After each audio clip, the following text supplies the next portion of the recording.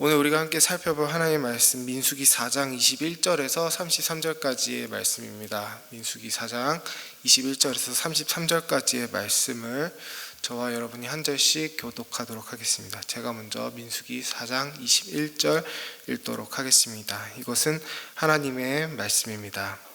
주님께서 모세에게 말씀하셨다. 너는 게르손 자손도 가문별로 인구를 조사하여라. 30살에서 50살까지 군대에 입대할 수 있는 이들로서 회막 일을 맡을 수 있는 사람을 모두 등록시켜라. 게르손 자손의 가족들이 맡아서 해야 할 일과 메어야 할 짐은 다음과 같다. 그들이 메어서 나를 짐은 성막에 치는 여러 가지 천과 회막과 그 덮개와 그 위에 덮는 돌고래 가죽 덮개와 회막 어귀에 치는 휘장과 들의 휘장과 시단을 둘러싼 뜰의 문 어귀에 치는 휘장과 거기에 딸린 줄과 일하는 데 필요한 모든 장비와 거기에 딸린 모든 기구들이다. 그들은 바로 이런 일을 해야 한다. 게르손 자손이 해야 하는 모든 일, 곧 집 나르는 일과 그 밖의 일은 모두 아론과 그의 아들들의 지시를 받아서 해야 한다. 그러므로 너희는 게르손 자손이 짊어지고 갈 모든 짐을 그들에게 일러 주어야 한다. 자손은 가족이 회막에서 맡은 일이다. 이들은 그래서 아론의 아들 이다말의 감독 아래 이 임무를 수행해야 한다. 너는 무라리 자손도 가문별 가족별로 등록시켜야 한다. 30살에서 50살까지 군대에 나갈 수 있는 이들로서 회막 일을 모두 맡을 수 있는 사람을 모두 등록시켜. 그들은 회막에서 하여야 할 모든 일은 다음과 같은 것들을 맡아서 옮기는 것이다. 그것들은 곧 성막 널빤지들과 가로다지들과 기둥들과 밑받침들과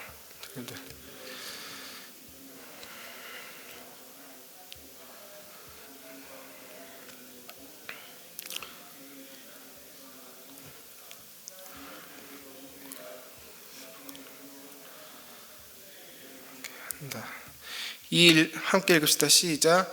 이 일들은 무라리 자손 가족들이 해야 할 일이다. 그들이 회막에서 맡은 여러 가지 일은 모두 제사장 아론의 아들 이다말의 감독을 받으며 해야 한다. 아멘. 오늘 말씀은 어제 고핫 자손에 대한 역할에 뒤이어 이제 게르손과 무라리 자손에 대한 역할에 대해 말하고 있습니다. 본문을 보면 게르손 자손이 맡은 일은 성막에 쓰이는 각종 직무를 옮기는 노동과 관련되어 있고, 무라리 자손이 맡은 일은 성막에 쓰이는 각종 구조재를 옮기는 노동과 관련되어 있습니다. 편견입니다만 보통 육체로 하는 노동이라는 것은 사회적으로 그렇게 존중받지 못하죠. 스포츠가 아닌 이상 육체 노동은 그렇게 사회적으로 부러움을 받는다든가 존경을 받지 못합니다. 시대가 많이 변했다고 하더라도 보통 사람들의 존경을 받는 직업이라는 것은 지적이고 어떤 정신적인 노동을 하는 사람들과 관련되어 있는 경우가 많습니다. 그런 경향으로 봤을 때 오늘 우리가 이 본문 속에서 등장하는 게르손과 무라리가 맡은 이 책무라는 것을 대놓고는 아니더라도 우리가 좀 하대하는 인식이 생길 수 있습니다. 아, 이들이 하는 일이라는 게 그냥 몸뚱아리만 있으면 아무나 할 수 있는 일이네. 물론 필요한 일이지만 그렇게 중요한 건 아니네. 이런 식으로 말이죠. 더 나아가 우리가 만약 자본주의적으로 노동의 가치를 따진다고 한다면 오늘 본문 이 게르손과 무라리 자손이 하는 노동의 가치라는 것은 그냥 대충 아르바이트를 맡겨서 최대한 비용 절감을 해도 되는 그런 카테고리로 치부할 수도 있습니다. 우리가 만약 이런 세속적인 잣대로 오늘 본문을 인식한다면 그 적용 또한 어떻게 되겠습니까? 그냥 나도 교회에서 대충 몸 쓰는 일이라도 좀 거들자. 평신도로서 내가 맡은 제사장적인 직분이란 건 물건 옮기고 이런 거겠구나. 이런 식으로 될 수도 있습니다. 그렇기 때문에 우리는 게르손과 무라리 자손이 취급했던 이 성전의 직물과 구조재가 가지는 어떤 영적인 의미가 무엇인가에 대해서 아는 것이 우리 신앙에 유익할 거라 생각합니다. 먼저 성전의 직물의 역할은 일단 빛을 차단하는 데 있습니다. 오늘 말씀 25절에서 보이는 가죽이 지성소와 성소를 덮습니다. 그러면은 암실이 되겠죠. 그러면 제사장들은 장막 내에서 빛이 없는데 어떤 빛에 의존하느냐? 어제 고아 자손이 취급하던 물품 중 하나였던 금촛대에서 나오는 빛, 오직 거기서 나오는 빛만 의지해야 합니다. 이 촛대는 꼭 성막 안에서 밝혀야 하며 절대로 불이 꺼지지 않도록 제사장들이 관리해야 했습니다. 세상의 다른 빛이 아니라 오직 거룩한 촛대에서 나오는 빛에만 의지해야 한다라는 것은 이 성막의 시스템이 우리에게 주는 영적인 의미가 있겠죠. 이 촛대에서 나오는 빛은 시편 119편 105절을 보면 하나님의 말씀을 상징합니다. 스가랴서 4장 10절은 이 빛을 여호와의 눈, 즉 성령을 의미한다고 하며 계시록 4장 5절에서 명확하게 이 빛이 하나님의 영이다 라고 합니다. 계시록 1장에서 이 촛대의 불은 7 교회를 상징하고 예수 그리스도께서 그 촛대의 빛을 오른손에 가지고 계십니다. 말인즉 이 빛은 교회의 머리이시자 육신이 되신 하나님의 말씀, 즉 우리 주 예수 그리스도를 밝히 드러냅니다. 이 빛이 암실이 아닌 곳에서는 그냥 있으나 마나한 그런 희미한 불꽃이 되겠죠. 그렇기 때문에 이 게르손 자손이 취급하는 이 가죽이라는 직물, 이것이 그리스도라는 진리를 드러내는 아주 중요한 역할을 하는 것입니다. 또 휘장은 우리가 아주 잘 알듯이 예수님을 상징하죠. 예수님이 십자가에 달려 돌아가실 때 휘장이 찢어지지 않았습니까? 하나님께 나아가는 길이 그리스도의 십자가를 통해서 열렸음을 상징합니다. 또 휘장의 소재는 세마포로서 나중에 예수님의 시체를 감싸는 옷의 소재로도 쓰였습니다. 예수님의 죽으심을 예표하는 것이죠. 그럼 무라리 자손이 취급하는 구조재 같은 것은 어떤 영적인 의미가 있을까요? 성전의 구조재의 역할은 아주 간단합니다. 벽을 만드는 것입니다. 벽이라는 것은 뭘까요? 공간과 공간을 서로 분리하는 역할을, 구분하는 역할을 하죠. 이 구분이라는 개념은 경건과 거룩에 있어서 아주 핵심적인 개념입니다. 태초의 시간을 한번 생각해 봅시다. 아담이 처음으로 범죄하고 난 이후에 하나님께서 인간을 저주하신 다음에 하신 행동이 무엇입니까? 인간을 에덴 동산에서 쫓아내셨습니다. 인간의 영역과 하나님의 영역을 구분하십니다. 천사와 칼을 두어서 죄인이 에덴 동산에 들어가지 못하게 막으시죠. 이 막는다는 게 뭡니까? 아까도 말씀드렸듯이 영역을 구분하는 것입니다.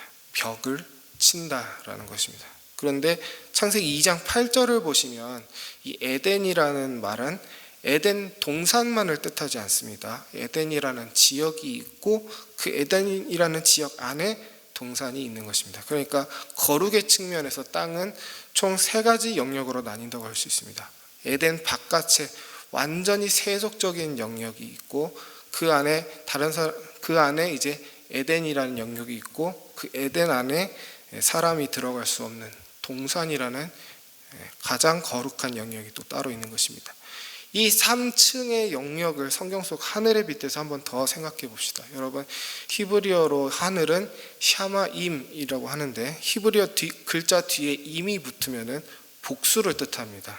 그래서 샤마임은 사실 하늘들을 뜻합니다.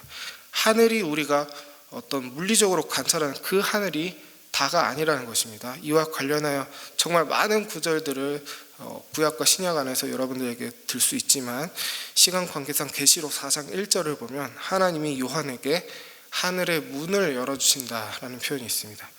하늘이 있고 그 하늘에 문이 있고 그래서 그 문을 넘으면 또 다른 영역으로 가는 거겠죠. 그 하늘 너머에는 어떤 하늘이 있냐? 보좌가 있고 하나님이 앉아 계시고 아까 말했던 7 등불이 있습니다. 그러니까 우리가 흔히 하늘나라, 천국이라고 부르고 하늘에 계신 우리 아버지여라고 주기도문에서 고백하는 그 하늘, 즉 에덴 동산처럼 죄인은 절대 들어갈 수 없는 그 영적인 진짜 하늘을 의미하고 있는 것입니다. 그럼 우리가 이 땅에서 눈으로 보는 그 하늘은 뭐냐? 그것은 궁창 라키아라고 일컫습니다. 우린 그 궁창 하늘을 통해서도 하나님의 영광을 봅니다. 출애굽기에서 하나님이 이스라엘의 생명을 지켜주시기 위해 만나와 메추라기도 이제 궁창 하늘에서 떨어지는 모습을 통해 너희의 생명은 오직 하늘에서 내려오는 것이다 라는 것을 보여주죠.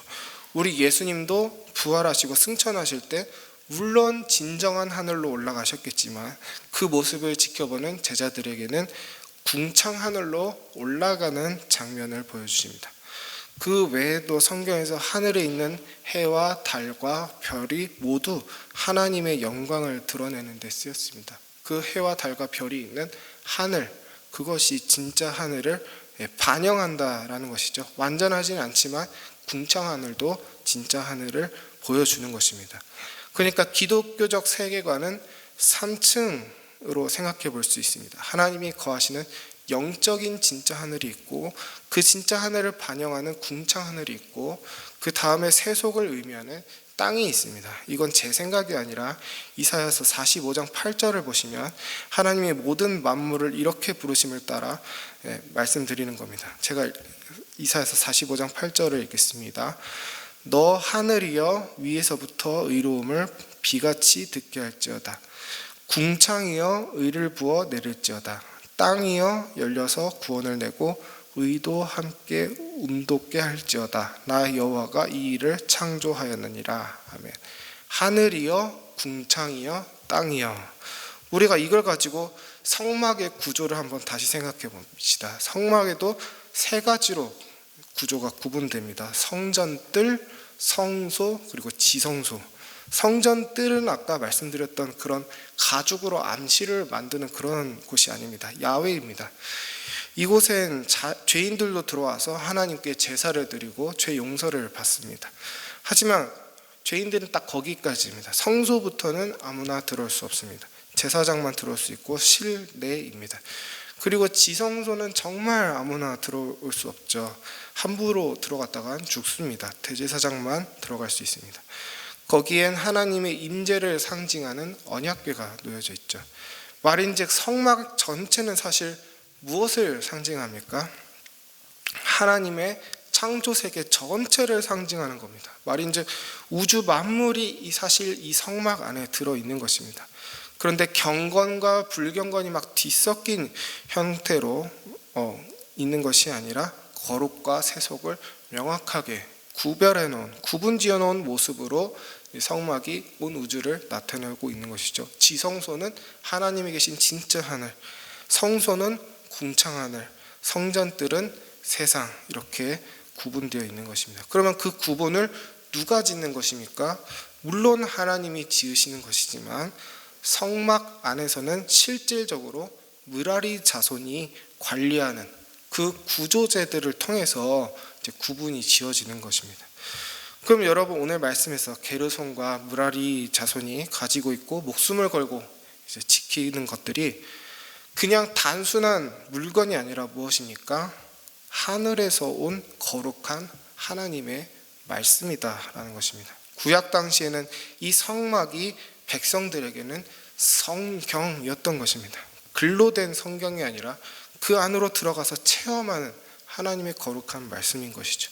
그러므로 게르손과 므라리 자손을 단순히 육체 노동하는 자라고 볼 것이 아니라 어떤 사람으로 봐야 합니까?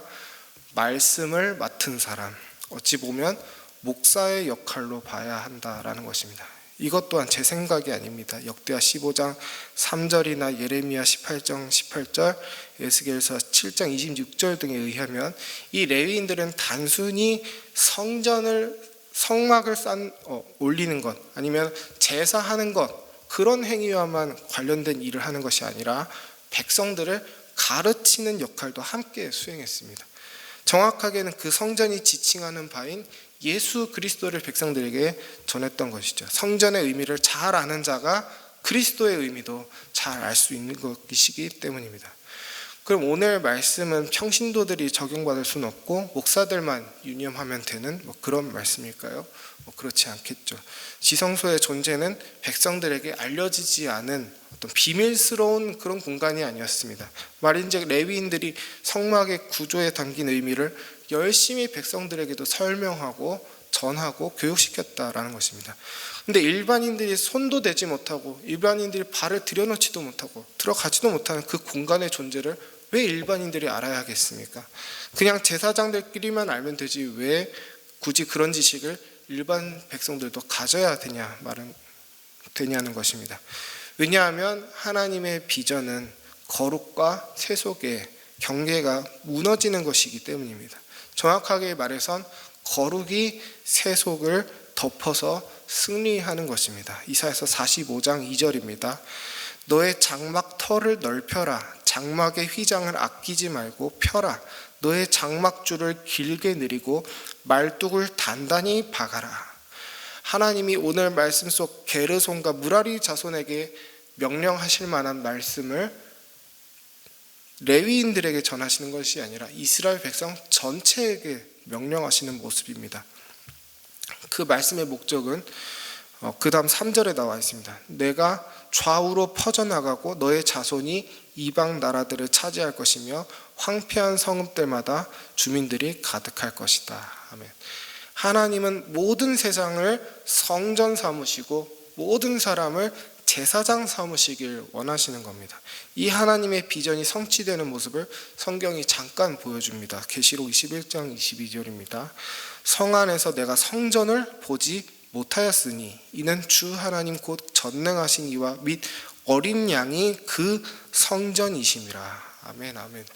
요한이 놀라운 광경을 우리에게 노출시킵니다. 하늘에 갔더니 하늘에 성전이 없다라는 것입니다. 더 이상 거룩과 세속의 경계가 없습니다. 구분되어 있지 않습니다.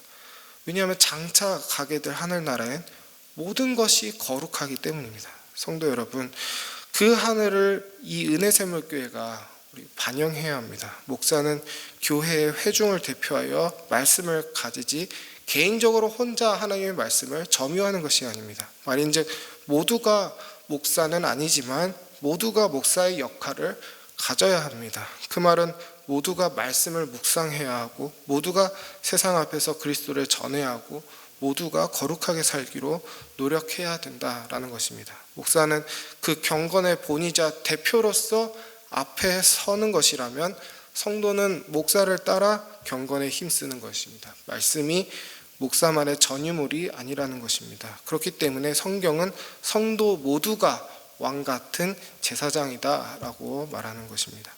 이제 말씀을 마치겠습니다. 성도 여러분, 오늘 우리는 게르손 자손과 무라리 자손처럼 세상 속에서 거룩한 성전을 지어 올려야 합니다. 그리고 아까 이사야 45장 2절에서 하나님의 명령대로 그 성전의 범위를 항상 넓히는 데 열심을 다해야 합니다. 성전의 범위를 넓힌다라는 것은 그 성전이 의미하는 바인 그리스도를 확장시키는 것입니다. 말인즉 세상 사람들에게 그리스도의 말씀을 전하고 그리스도께서 살아가셨던 모습을 내 삶에 반영시키는 것이죠. 그런데 제가 설교 처음에 말씀드렸듯이 오늘 본문을 그리스도 없이 그냥 세속적으로 어떤 육체적으로 일하는 것이다 라고 받아들인다면 우리는 어떤 적용을 하게 되겠습니까? 그냥 게르손과 무라리는 육체 노동이다 했던 사람들이다 라고 받아들인다면 성막을 넓히라 라는 하나님의 명령에 순종하는 그 모습이라는 것이 그리스도의 말씀을 확장시키는 모습으로 순종하는 것이 아니라 교회의 건물을 확장시키는 모습으로 순종하려 될 것입니다. 복음을 확장시키는 것이 아니라 단순히 교회의 머릿수를 확장시키려 될 것입니다. 교리를 견고하게 하는 것이 아니라 우리의 금고를 견고하게 하려 될 것입니다. 우리가 항상 그리스도를 우리 가까이 곁에 두어야 하는 이유가 여기 있습니다. 그리스도 없이는 우린 세속적인 눈을 가질 수밖에 없습니다.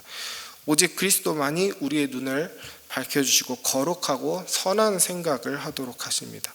여러분이 오늘 하루도 이 거룩한 성전 되시는 그리스도 안에서 거룩한 삶을 사시기를 축복합니다. 그래서 여러분을 통해 하나님의 성전이 이 타락한 세상 속에서 한 발자국 더 확장되는 그런 귀한 열매가 있도록 그 열매를 내는 귀한 일꾼들로 여러분들이 오늘 하루 모두 다 쓰임 받으시기를 주님의 이름으로 축복합니다.